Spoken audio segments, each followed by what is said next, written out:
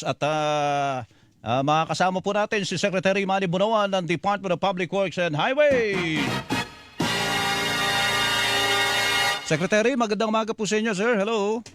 Hello, Secretary. magandang umaga. Opo, Hello, opo. magandang umaga po sa ating mga subaybay. Opo, nung kailan po, nagkausap na po tayo pero Opo. tinawagan uli po namin kayo sapagkat kayo po'y partikular na binanggit ni Presidente na naatasan po niya na ilaan ang buong atensyon sa pagtugon sa baha po natin. Secretary, unang-una po, meron po ba kayong idea o impormasyon kung gaano po kalala ang pagbaha po dahil dito po sa mga sunod-sunod na mga pag-ulan at saka ito pong mga dulot po ng habagat natin sa bagyo, Secretary?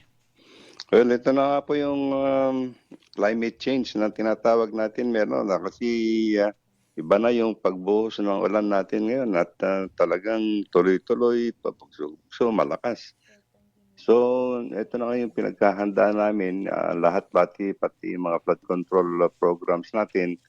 Iba na yung ginagawa naming mga disenyo. Opo. Sa noong mga nakaraan, ang ginagamit namin ng mga protocols namin 25-year return period. Mga ganon. Yung ginagawa na namin sa utos nga natin ng Presidente na Opo. tingnan natin kung ano ba dapat mas akma na ngayon, ginagamit na namin ngayon either 50 years or 100 years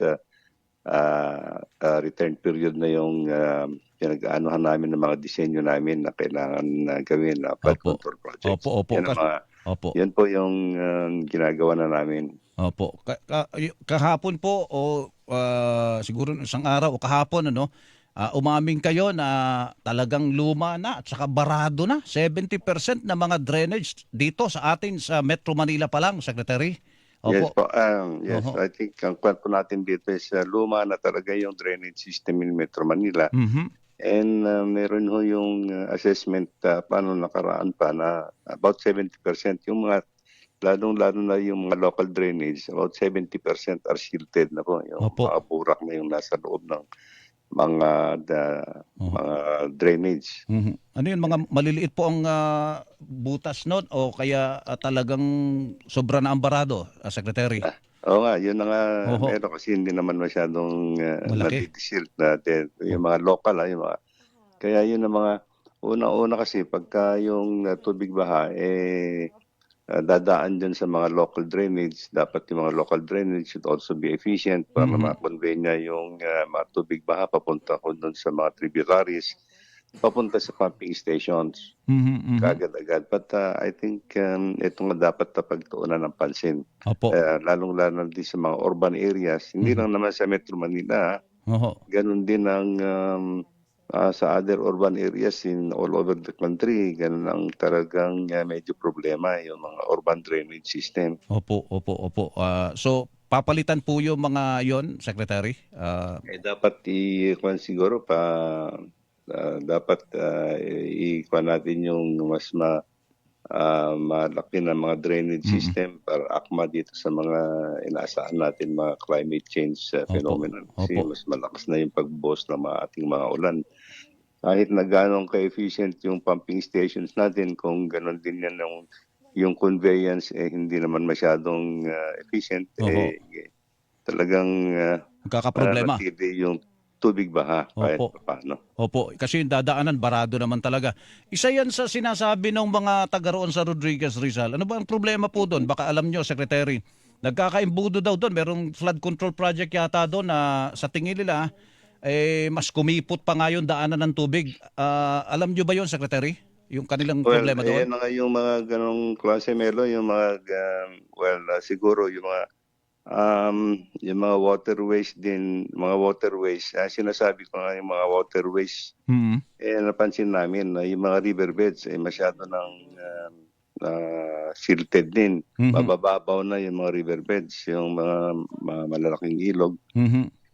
Ayun. Dahil, sa kinatagal-tagal ng panahon, wala naman talaga nakita namin na wala naman nagdidisil na Ayun. nagdidredge. So ito yung pinagtatuunan din namin ng pansin na dapat kailangan din natin ma-increase yung carrying capacity, yung discharge capacity ng ating mga Mga ilog. ilog, lalong-lalo Oho. yung malalaki. Oho. Kasi yun ang dapat pagtuunan din natin ng pansin para mas mabilis yung pagdaloy ng tubig baha. Opo, opo. Teka, meron kayong ongoing na Metro Manila Flood Control Project. Yes. 2018 po nag-umpisa yon. Matatapos daw ng 2026. Kung nakita nyo, 26. Secretary, na may problema tayo doon sa 70% na mga drainage sa Metro Manila, ito na ba yung sagot o babaguhin nyo po yung disenyo pa para dito sa proyektong ito, Secretary? Ito yung Melo, under the World Bank Assisted Program. Opo. May mga components nito na dapat tignan talaga yung drainage system in Metro Manila. Oho. So I think yung comprehensive master plan na gagawin ng dito sa Metro Manila Oho. para matignan kung ano yung talagang drainage system na dapat baguhin na siguro. Mhm. Aside from yung may components pa na ginagawa ng DPWH ngayon na yung ano tawag nito, yung sa mga pumping stations. Kinukumpuni namin yung mga pumping stations ngayon para luma na rin yung mga pumping stations natin sa Metro Manila. So, Opo. ini-increase namin yung discharge capacity rin ngayon ng mga pumping stations. Opo. Kasi out of the 32 pumping stations na ginagawa namin ngayon sa Metro Manila, Mhm. siguro matapos na namin lahat by 2026 lahat ito. Opo, opo. Imo-modernize yung existing na 40 pumping station. Yeah. Ah, Yes. pagkatapos ay meron kayong 20 bago pa yata. Ano po, Secretary? Dalawa. Oho. Dalawa muna, Melo, yung ginagawa namin dito sa Dalawa may lang. Tatalon area. Opo, opo. Although nakapag-identify sila noon ng 20, but for now, Oho. dalawa lang muna yung kinukumpuni namin under the World Bank program. Opo, opo. Meron din kayong catchment basin daw diyan sa may San Mateo Rizal. Ano po ang Yes. anong capacity po noon, Secretary, at yung bang makakatulong po ba na malaki yon, Secretary? Ito yung Pasig Marikina Flood Management Program namin, Melo. Opo. Kasi kung natatandaan po natin, marami na nang nagawa dito sa may Pasig area. Pero nandun na kami sa Upper Marikina area at ginagawa namin yung mga retarding basins. Oho. Sabi mo nga, yung dito sa may San Mateo. Opo. At saka may mga floodgates na kasalukuyan na ginagawa namin dito para yung tubig baha na nanggagaling sa Sierra Madre, medyo dinidivert na pwede nating i-divert muna dito sa Laguna Lake Oho. para hindi kaagad-agad dumaloy dito sa Metro Manila. Oho. Yun ang concept nun. Mhm. Kasi kung minsan, ang Metro Manila is susceptible to flooding din kasi because of yung kung nag-high tide na Manila Bay, Opo. mas mataas ang Manila Bay sa Laguna Lake Mhm. kapag nag-high tide. Kaya may gate tayo na Papunta roon. papunta roon. So, at saka na-enhance naman natin yung mga revetment walls dito na sa may Metro Manila area. Kaya Opo. hindi na pumapasok yung high tide. Opo. Hindi na pumapasok yung high tide dito sa Metro Manila. Mhm. So, yung pagka na-divert natin yung flood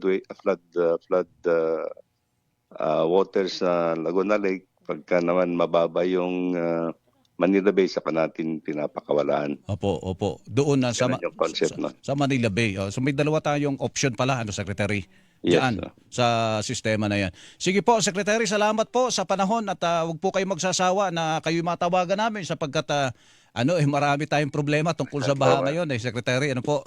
Hindi lang dito sa Metro Manila. Pati sa probinsya. Manilo, Opo. pati sa mga probinsya natin. Yun Opo. din ang utos ng ating presidente. Aha. Lahat na I think we are looking at 18 major river basins actually. Opo, opo. Sige po, pag-usapan po natin sa sunod. Secretary, salamat po sa panahon at sa paliwanag. Magandang umaga po sa inyo.